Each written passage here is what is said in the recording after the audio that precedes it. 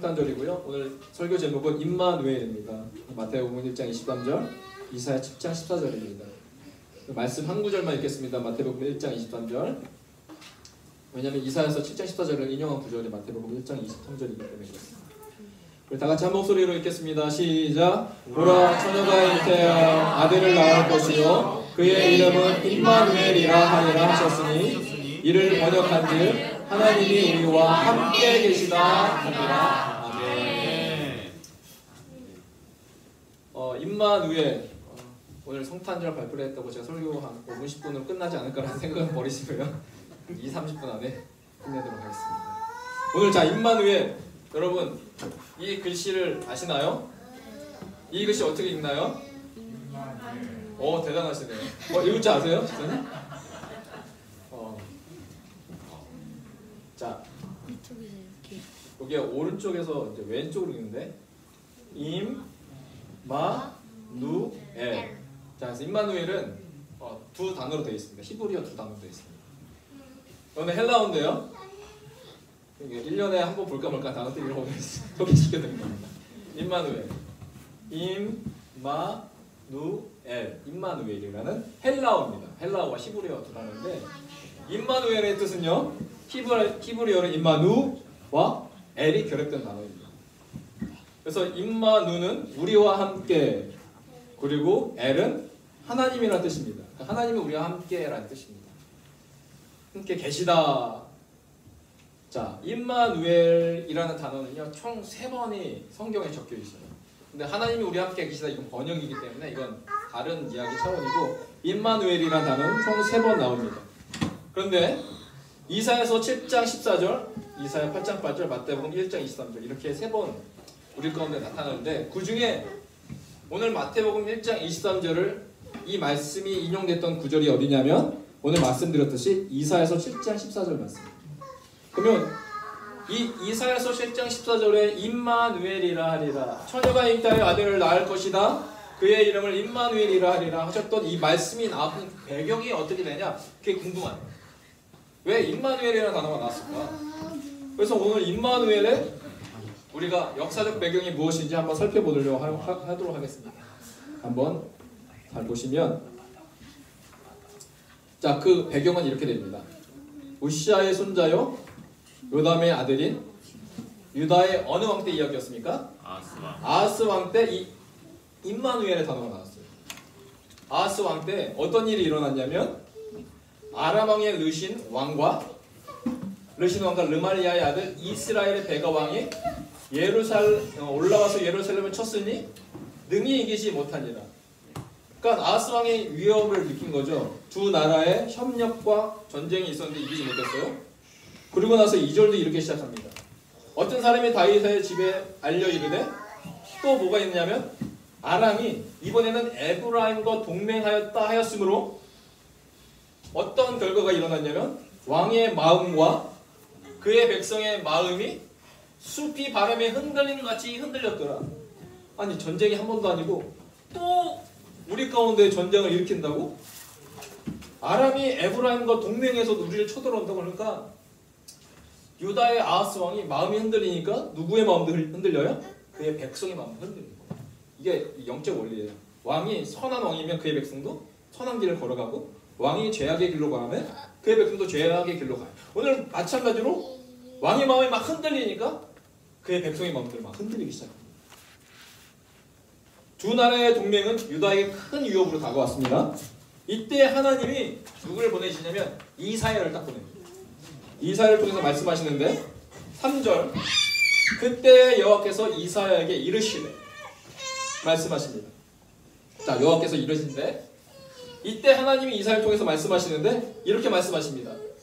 하나님의 말씀 5절, 아람과 에브라임과 르말리아의 아들이 악한 꾀로 너를 대적하여 이르기를.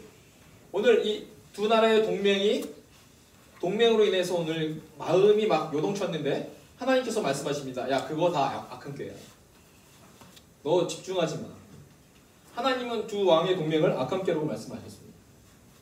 그러면서 7절에 계속 말씀하십니다. 주 여호와의 말씀이, 야, 그 악한 꾀? 그 일은 서지 못하며 이루어지지 못할 거야.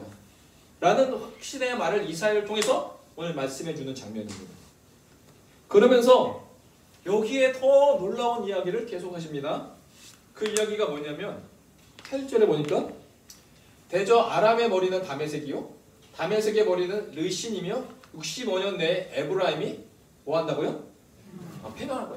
야, 너희들 동맹하면서 치러 온 그 나라들 내가 어떻게 만들 거냐면 하나님 말씀하셨죠? 그 일은 서지 못하리라.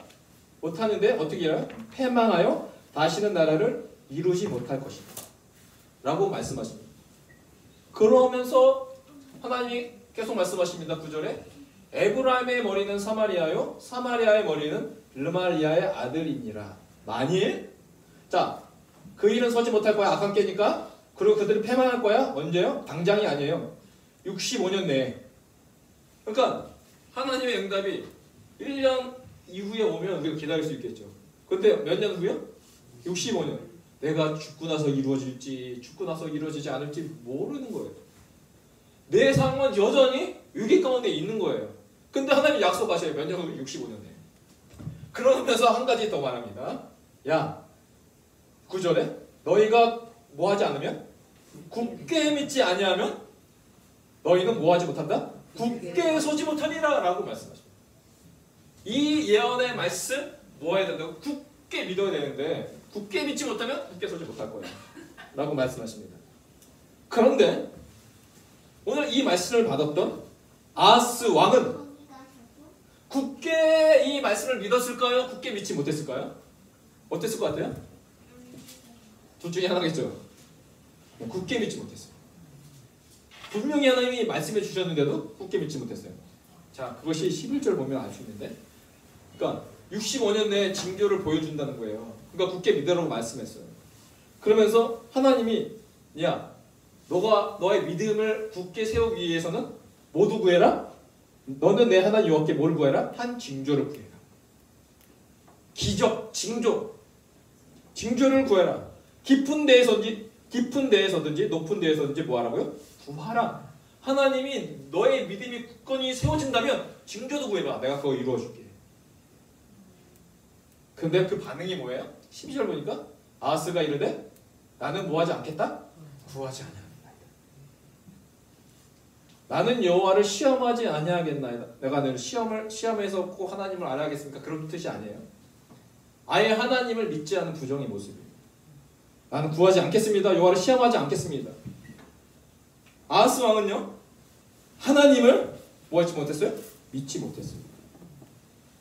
그 믿지 못할 때 징조를 구하라고 말했음에도 불구하고 그 징조를 구하지 못한 아하스 왕에게 계속 말씀하십니다. 이사야가 이르되 다윗의 집이여 원하건대 들을지어다. 너희가 사람을 괴롭히고 그것을 작은 일로 여겨 또 나의 하나님을 괴롭히려 하느냐 하면서 오늘 14절의 말씀이 나오고요. 징조를 구하라.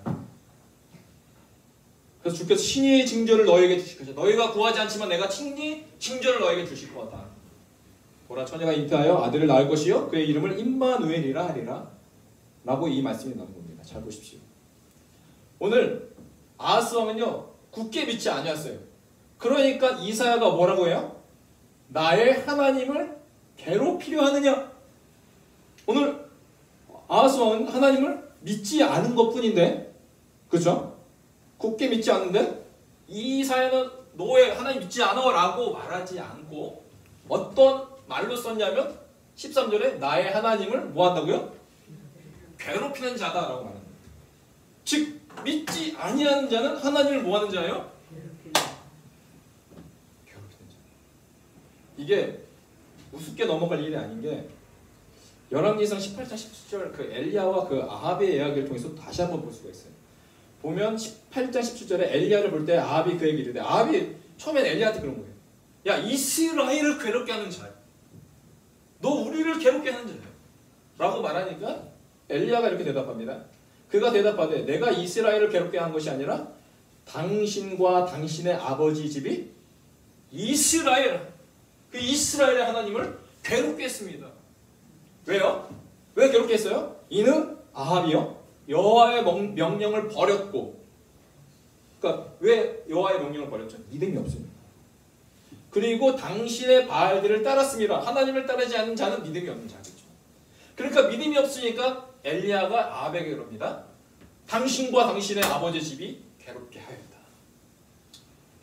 오늘 그 아하스 왕에게 동일하게 말한 겁니다. 하나님 믿지 않은 그 아하스, 징조를 구하라고 했는데도 구하지 않는, 굳게 믿지 않으면 굳게 서지 못한다라고까지 말씀했는데도 불구하고 그가 믿지 않으냐 하니까 이사야가 말합니다. 하나님을 괴롭게 하느냐 괴롭히는 자다라고 말하고 있습니다. 그래서 굳게 믿지 아니하면 너희는 굳게 서지 못하리라. 믿지 아니하니까 나의 하나님을 괴롭게 하느냐? 라고 하면서 이 상황 가운데 14절의 말씀이 임했습니다. 그러므로 주께서 친히 너희가 구하지 않겠느냐? 나 여호와가 친히 징조를 너에게 주실 것이다.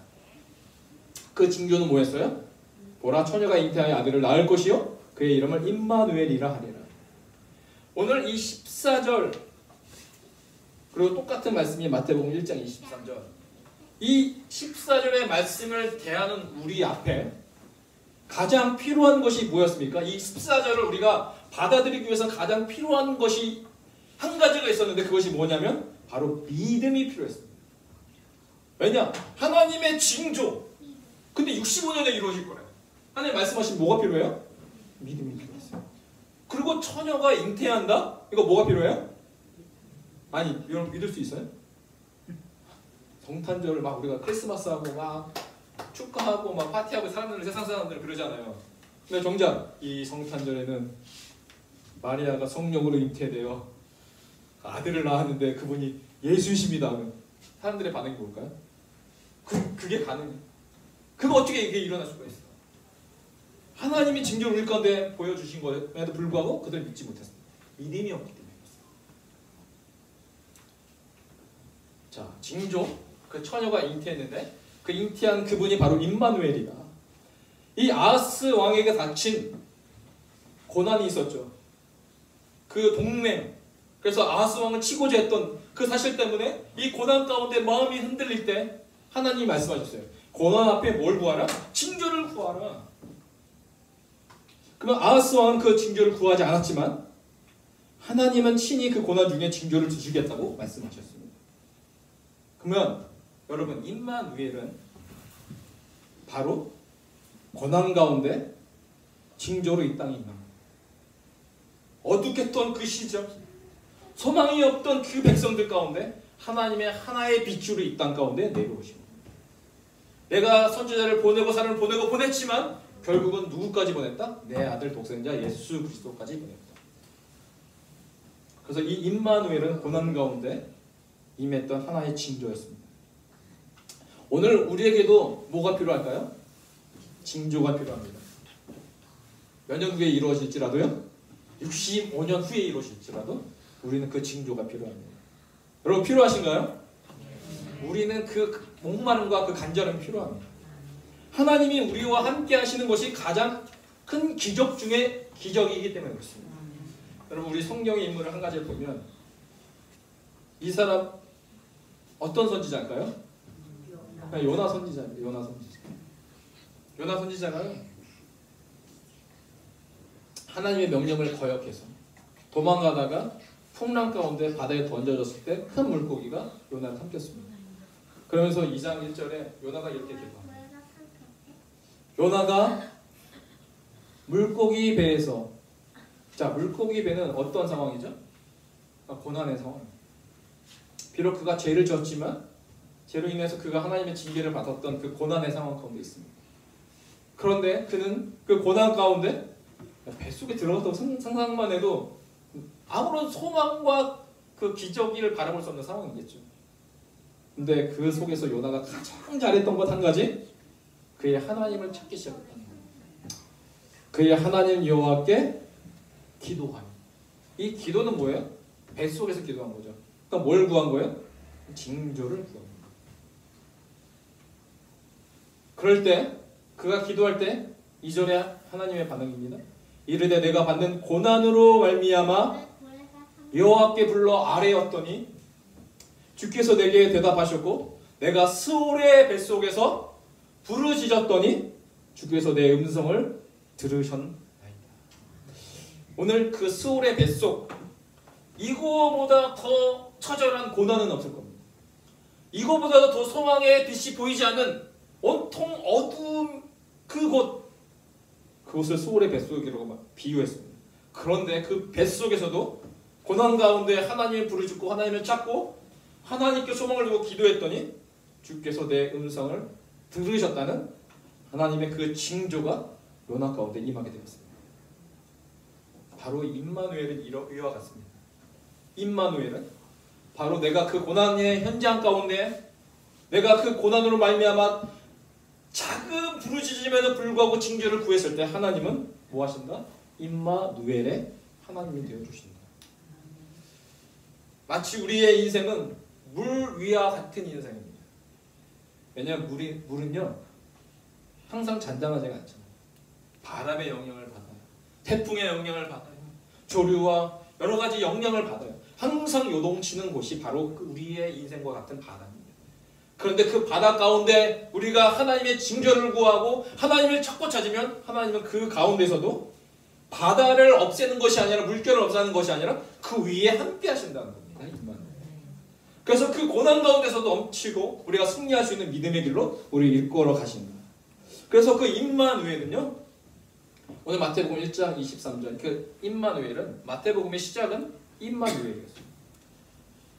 하나님이 우리와 함께 계시다 마태복음 1장의 선언을 통해서 임마누엘의 하나님을 선언하셨다면 그의 마지막 마태복음 28장의 마지막 선언도 내가 세상 끝날까지 너희와 항상 함께 있으리라 라는 임마누엘로 오늘 마태복음을 시작과 마무리를 짓게 됩니다. 그렇다면 우리 인생의 시작은 하나님이 되어주실 것이고 우리 마지막의 인생도 임마누엘의 하나님이 되실 줄 믿습니다. 그 임마누엘의 하나님. 그래서 오늘 시편 18편 16절에 이렇게 말씀하고 있습니다. 그가 높은 곳에서 손을 펴사 나를 붙잡아 주시며 많은 물에서 나를 건져내셔도 말씀했죠. 내가 말씀드렸죠. 많은 물, 다양한 물, 다양한 종류의 물, 잔잔한 물일 때든지 깊은 물일 때든지 파도가 성난 물일 때든지 하나님은 손을 펴서 나를 붙잡아 주시는 임마누엘의 하나님이 되어주신다. 그래서 그를 나를 항상 건져내시는 분. 그렇기 때문에 오늘도 우리가 구해야 될 것은 무엇입니까? 하나님의 징조. 그 징조는 바로 예수 그리스도 그분 자체이십니다. 하나님 오늘도 나와 함께 하소서 라고 우리가 기도하는 그 순간 심지어 요나가 그 물고기 뱃속에서 스올의 깊은 곳에서도 기도할 때 하나님의 요나의 손을 붙잡아 주셨습니다. 임마누엘이 되어 주셨습니다. 오늘 우리가 어디서든지 간에 우리 하나님을 부르짖고 하나님의 징조를 구하며 나와 동행하달라고 구하는 그 기도의 현장 가운데 하나님이 손을 펴서 가장 높은 곳에 손을 펴서 내가 있는 곳 가운데 내려오셔서 우리를 붙잡아 주신다. 그분은 임마누엘이십니다. 그렇다면 우리와 하나님과 나와의 관계만이 임마누엘이면 충분할까? 저는 그렇지 않습니다. 이것이 우리의 2023년도 우리 교회에 나아갈 목표이기도 한데요. 오늘 하나님과 나와의 그 임마누엘의 관계가 있다면 오늘 우리 서로와 서로의 관계 가운데 하나님이 함께 하시는 하나님이 기뻐하시는 거룩한 공동체 임마누엘의 공동체 그 우리의 연약한 그 공동체 가운데 함께 하시는 임마누엘의 하나님도 여전히 필요하다. 그것이 바로 임마누엘의 하나님이 필요하다. 이것이 바로 십자가의 공동체가 될 줄로 믿습니다. 십자가의 공동체는 위로는 하나님과 수평으로는 우리와 우리와의 그 임마누엘의 하나님 그 하나님을 기억했으면 좋겠습니다. 제가 한번 이 영상을 한번 보여준 적이 있는데요. 한 번 더 보였으면 좋겠는데 그 영상 그 음향 올리는 거 있죠? 16번 올려주세요. 쭉 올려주세요. 더 올려주세요.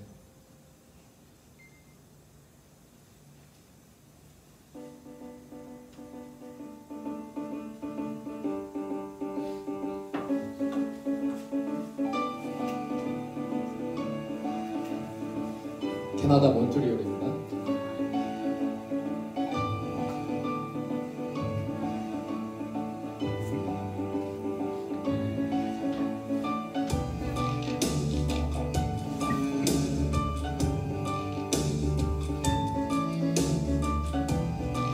힙터가 나오는 종류잖아요.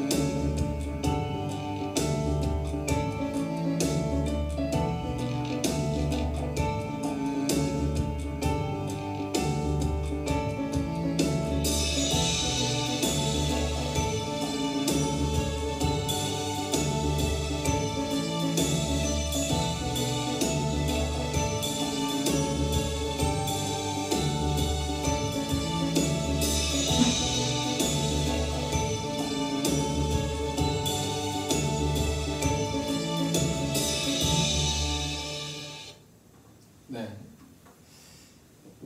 히터 작동하는 방법 아셨겠죠? 정말 춥거든요. 몬트리올. 겨울에 한번 살아봤는데 영하 30도까지 떨어집니다. 근데 그 안에 한쪽에 내가 손을 긋고 다른 쪽 사람이 한쪽에 손을 대서 손을 잡았을 때 위에서 히터가 따뜻한 바람이 나옵니다. 우리 삶 가운데 하나님이 나만 손잡아 주시는 것 그거로만은 부족한 거예요. 우리 서로가 손잡아 주는 십자가의 믿음의 공동체가 되어질 때 진정한 하나님의 함께 하시는 교회가 될 줄 믿습니다. 코로나 시대에 온라인 예배 등 많은 이유로 현장 예배가 사라지고 각 가정에서 예배를 드리게 되었지만 진정한 그 공동체는 바로 현장에 나와 우리가 서로 손을 잡아줄 때 그 공동체는 온전히 세워질 줄 믿습니다. 오늘 주님이 먼저 우리 가운데 손잡아 주셨어요. 우리가 소망이 없어서 하늘의 영광 버리시고 그 아들 독생자를 보내주시기까지 우리 손잡아 주시기 위하여 임마누엘로 징조로 오셨습니다. 그렇다면 그 사랑을 경험한 우리가 이제는 우리가 서로 손잡아 줄 때가 될 줄 믿습니다. 그런 공동체가 세워지는 교회가 되어지기를 저는 소망합니다. 하나님이 우리와 함께 계시다. 임마누엘, God with us. 이 God with us, 하나님이 함께 계시다. 너희가 굳게 믿지 아니하면 굳게 서지 못한다. 오늘 우리 믿음이 다시 한번 회복됐으면 좋겠습니다. 하나님, 나의 믿음이 회복되어 임마누엘의 하나님을 경험하는 징조의 사람 되게 하옵소서. 근데 저는 이거 한번 설명한 적 있는데 영어를 잘못하지만 너무나도 이 영화를 볼 때 너무나도 이상했습니다. God with us. 이상하죠? 우리 고집사님 이상하죠? 뭐가 빠졌죠? 잘하시니까 그렇군요. 원래는 어떻게 적어야 돼요? God is with us. 제가 고사님도 계신데 죄송합니다. 원래 영어는 동사가 필요합니다. 하나님은 뭐뭐이다. 우리와 함께 하신다. 근데 NIV 성경에 보면 God is가 빠졌어요. with us. 하나님은 뭐예요? 설명할 필요가 없어요. 뭘 설명할 필요가 없어요? 우리와 함께 하신다는 그 사실을 설명할 필요가 없어요. 존재 자체가 뭐예요? 임마누엘이시라는 거예요. 그 하나님이 오늘 하나님을 향하여 우리가 소리 지르며 요나처럼 기도하기 시작할 때 소리 뱃속이라도 하나님이 임마누엘로 함께 하시는 하나님이십니다. 그렇다면 오늘 우리의 이 공동체가 하나님 임마누엘 공동체로 더 나아가게 하여 주십시오. 그래서 징조를 구하고 임마누엘을 구하는 굳게 선 믿음으로 살게 하여 주시옵소서. 그래서 오늘 이 징조를 구하는 믿음의 사람 되게 하여 주시고 이 토부교회 임마누엘의 공동체가 세워질 수 있도록 허락하시며 성도와 교회가 굳게 믿음 위에 살아갈 수 있도록 이 크리스마스 성탄절 우리 믿음을 세워주시옵소서라고 기도하며 나가는 여러분의 인생 되게 주님을 축복합니다. 기도하겠습니다. 하나님 아버지 감사합니다. 오늘도 임마누엘의 왕으로 임하신 주님, 우리가 어디서든지 간에 징조를 구하며 하나님의 인재를 구하며 하나님의 그 역사를 구하는 자 되게 하여 주시고 또한 우리가 우리 서로 세워가며 공동체를 세워가는 임마누엘의 공동체 되게 하여 주시옵소서. 감사드리며 이 모든 기도 예수님의 이름으로 기도합니다. 아멘. 오늘 말씀 생각하시면서요.